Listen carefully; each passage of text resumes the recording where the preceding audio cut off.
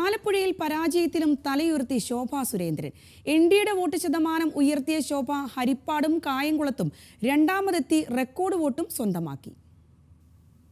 2019 NDA സ്ഥാനാർത്ഥി KS. Radhakrishnan നേടിയത് 1,87,829 വോട്ടാണ്. ആകെ പോൾ ചെയ്ത വോട്ടിന്റെ 17% മാത്രമാണ് എൻ.ഡി.എക്ക് നേടാൻ കഴിഞ്ഞത്. എന്നാൽ ആലപ്പുഴയിൽ ഇക്കുറി ശോഭാ സുരേന്ദ്രനിലൂടെ എൻ.ഡി.എ വോട്ട് ശതമാനം ഉയർത്തി. 17-ൽ നിന്ന് 28.34% ഉയർന്നപ്പോൾ 2,99,648 എന്ന എൻ.ഡി.എയുടെ റെക്കോർഡ് വോട്ടും ശോഭ സ്വന്തം പേരിലാക്കി.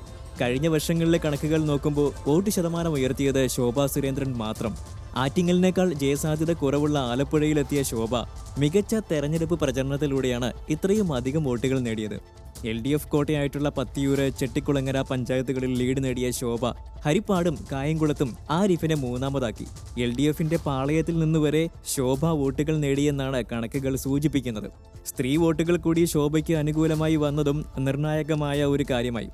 ആലപ്പുഴയിൽ തുടരുമോ എന്ന ചോദ്യത്തിന് ശോഭയുടെ മറുപടി ഇങ്ങനെ: വളരെ സന്തോഷത്തോടുകൂടി ആലപ്പുഴയിലെ ജനാധിപത്യ വിശ്വാസികളോട് വളരെ കുറഞ്ഞ നാളുകൾ കൊണ്ട് എന്നെ ഹൃദയപൂർവ്വം സ്വീകരിക്കാൻ മുന്നോട്ട് വന്ന ഇവിടുത്തെ വോട്ടർമാരോട് വളരെ സ്നേഹത്തോടുകൂടി ഞാൻ അവരുടെ മുന്നിൽ നിൽക്കുകയാണ്.